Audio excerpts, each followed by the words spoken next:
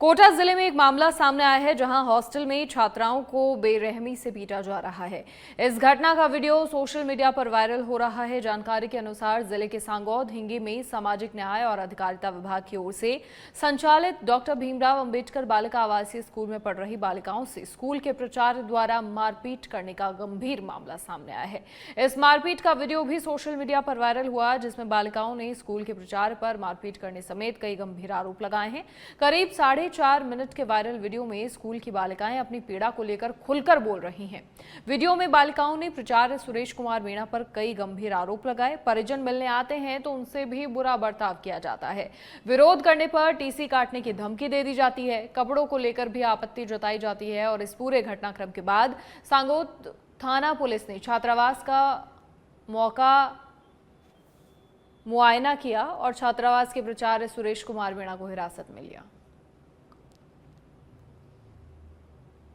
465 लड़कियों का एडमिशन है। छोटी मोटी ये आपस में बहस हो जाती है तो संस्था प्रधान होने के नाते छोटा मोटा सख्त होना पड़ता है। बस वही बात है, ऐसी कोई बात नहीं। मैं पर वीडियो में लग रहा है ना सर, आप मारपीट कर रहे हो ऐसे, तो आखिर ऐसी कोई बात नहीं। नहीं, तो जो वीडियो वायरल हुआ है सही है ना सर? अब वो जो है वो है, लेकिन ऐसा है नहीं सर। छात्राएँ संतुष्ट होंगी मेरे व्यवहार से या कार्य से, उससे तो वो कह रही होंगी। तो मेरी कोशिश तो ये रहती है कि स्कूल अच्छी चले, हॉस्टल अच्छा चले। तो बालिका को पीटने के पीछे क्या कारण मान सकते हैं सर? ऐसा कुछ नहीं किया सर। क्या मामला था जिस वजह से आपको मतलब सख्त होना पड़ा? कोई मामला ही नहीं है, छोटी मोटी घटनाएं हो जाती है। अलवर जिले के गोविंदगढ़ थाना क्षेत्र के फहरी गांव में शनिवार को दो पक्षों के बीच जमकर संघर्ष हुआ। मामूली विवाद ने इतना तूल पकड़ लिया कि देखते ही देखते लाठी डंडों और पत्थरों के साथ साथ गोलियां भी चलने लगी। इस हिंसक झड़प में करीब 1 दर्जन से अधिक लोग घायल हो गए, जिनमें कुछ लोगों को गोली के छर्रे लगे। घायलों को पहले गोविंदगढ़ सामुदायिक स्वास्थ्य केंद्र ले जाया गया, जहां से गंभीर रूप से घायल लोगों को जिला अस्पताल रेफर किया। मेरा भाई साहबदीन अपने खेतों में जा रहा था लान इकट्ठा करने के लिए, तो उसको रास्ते में जुबैर और वकील और उन्होंने घेर के पीटा है। और मौके पे फिर फकरू और जाहुल भी आए, उन्होंने भी उसको पीटा है। उसके बाद में मेरा भाई भाग के हमारे पास पिंड छुड़ा के जैसे तैसे आया, तो उसके बाद में मामला शांत हो गया। फिर शाम को 4 बजे फिर उन्होंने हमला किया है। फिर उन्होंने आगे से फायरिंग की है। हमारे तकरीबन सिरोही में आबू रोड के अर्बुदांचल में रामनवमी के अवसर पर हिंदू संगठनों ने विशाल भव्य शोभा यात्रा का आयोजन किया। विष्णु धर्मशाला से गाजो बाजू के साथ डीजे की धुन पर भव्य विशाल शोभा यात्रा शुरू हुई। ये शोभा यात्रा शहर के जगदीश चौराहा, पारसी लाल चौराहा और शहर के विभिन्न मार्गों से होकर निकाली गई। इस शोभा यात्रा में रथ, ऊंट, घोड़े की सवारी और कलश यात्रा के साथ भगवान श्री राम, लक्ष्मण, सीता, हनुमान और शिवजी भगवान साथ ही अन्य विभिन्न झांकियां शहर वासियों के लिए आकर्षण का केंद्र रही। शोभा यात्रा में शामिल बड़ी संख्या में महिलाएं और युवा हाथ में भगवा ध्वज लहराते हुए नाचते गाते नजर आए। को लेकर आज बड़े ही यहाँ पर लोगों में उत्साह का माहौल है और इसी के तहत यहाँ उत्तरांचल के आबू रोड में संगठनों के द्वारा यहाँ पर आयोजन किया गया और दोपहर के बाद में यह विशाल शोभा यात्रा निकाली गई, जो शहर के धर्मशाला से शोभा यात्रा निकली और गाड़ी बाजू के साथ और डीजे की धुन पर शहर के विभिन्न मार्गों से होकर यहाँ पर श्री राम जी मंदिर के पास तक पहुंची है। और ये शोभा यात्रा 151 दीपों के साथ में यहाँ पर आरती के बाद में समापन हो चुकी है। तमाम लोग मेरे साथ जो मौजूद है उनसे बात करने की भी कोशिश करूँगा। कैसा करेगा? सबसे पहले मैं राम जी के जन्मदिन पर सभी शहरवासियों को बहुत बहुत बधाई देना चाहूँगा। आज का कार्यक्रम में सारे ही वर्ग बहुत ज़बरदस्त, पूरे आंदोलन का सहयोग रहा, प्रशासन का, नगर पालिका का, सबका बहुत सहयोग रहा। इसके बाद हमारे आंदोलन में भारत विकास परिषद के अध्यक्ष अरविंद जी, सचिव अंकित जी और सुनील जी ने जो हमारे प्रदेश से बहुत अच्छा कार्यक्रम का आयोजन किया।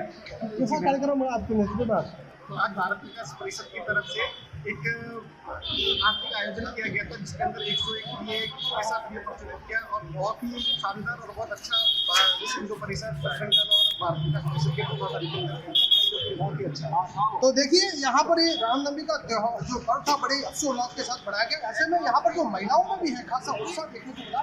मैडम आज जो कार्यक्रम हुआ कैसा लगा? जी, कार्यक्रम बहुत ही अच्छा था और सभी शहरवासी को रामनवमी की हार्दिक शुभकामनाएं। हम लोग भारत विकास परिषद के बैनर तले एक महाआरती का आयोजन किया गया था और सभी सनातन धर्मियों को आज रामनवमी का जो पहली बार अपना कार्यक्रम कैसा लगा आपको इस रामनवमी को? जी बहुत अच्छा था, कैसा रहा मैडम आज? बहुत अच्छा प्रोग्राम था। तो देखिए तमाम लोगों में यहाँ पर रामनवमी का जो पर्व था आज हिंदू संगठन के द्वारा ये आयोजन हुआ और यहाँ पर बड़े ही हर्षोल्लास के साथ रामनवमी का पर्व शांतिपूर्ण तरीके से बनाया गया। एसपी अनिल कुमार के नेतृत्व में डीएसपी उमाराम चौधरी के नेतृत्व में यहाँ पुलिस का जाब्ता भी सुरक्षा को लेकर माकूल इंतजाम किए गए और शांतिपूर्ण तरीके से रामनवमी का पर्व मनाया गया। सहयोगी विष्णु गोयल के साथ शरद विदड़क मगन प्रजापत। और जालौर की बागोड़ा से अब खबर है। बागोड़ा थाना पुलिस ने कार्रवाई की। अवैध बजरी के खिलाफ ये कार्रवाई हुई और ट्रैक्टर ट्रॉली सहित एक आरोपी को गिरफ्तार किया। जालौर के बागोड़ा में अवैध बजरी खनन के खिलाफ ये कार्रवाई और ट्रैक्टर ट्रॉली सहित एक आरोपी को गिरफ्तार किया।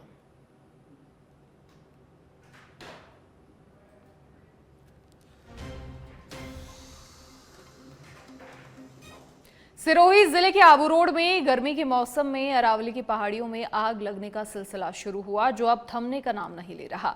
हर दिन कहीं न कहीं आग लगने की सूचना सामने आ रही है। शनिवार शाम को तलवार नाका के खादरा फली में पहाड़ों में लगी आग लगातार बढ़ रही है, जो अब उमरनी स्थित ऋषिकेश की पहाड़ियों तक आ गई है। वन विभाग लगातार आग को बुझाने का प्रयास कर रहा है, लेकिन सूखे ठूंठ होने और हवाओं के चलने से आग पर काबू नहीं पाया गया है।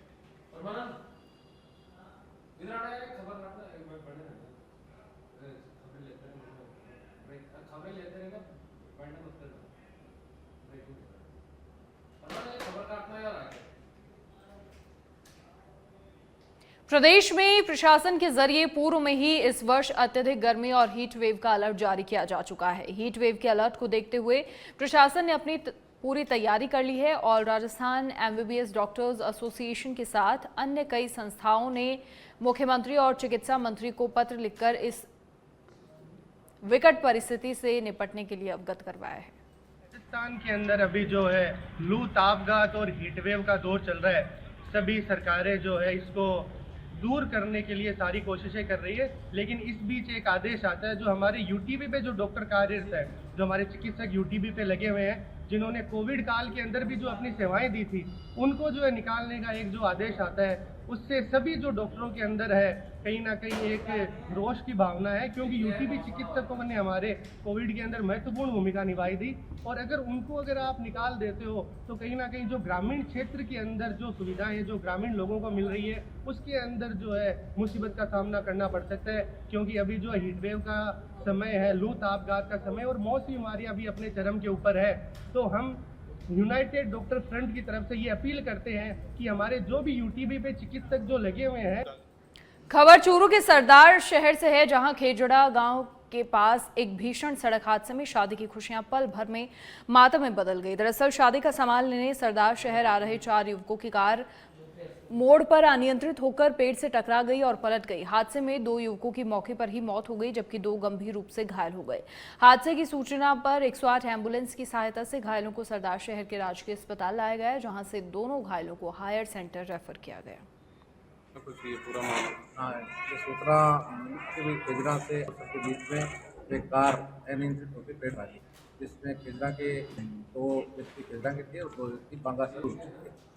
इनमें से एक व्यक्ति खेजरा का जिसका नाम मनोज कुमार और एक लड़का बांगासर का है जिसका नाम है संजय कुमार। दोनों की मौके पर ही मृत्यु हो गई, वह 2 घायल हो गए। चारों को अस्पताल लाया गया, 2 को मृत घोषित कर दिया, 2 घायलों को बीकानेर रेफर कर दिया। दोनों मृतकों की रिपोर्ट प्राप्त होने पर खेजरा निवासी राजेंद्र द्वारा रिपोर्ट देने पर दोनों की लाश को आकर।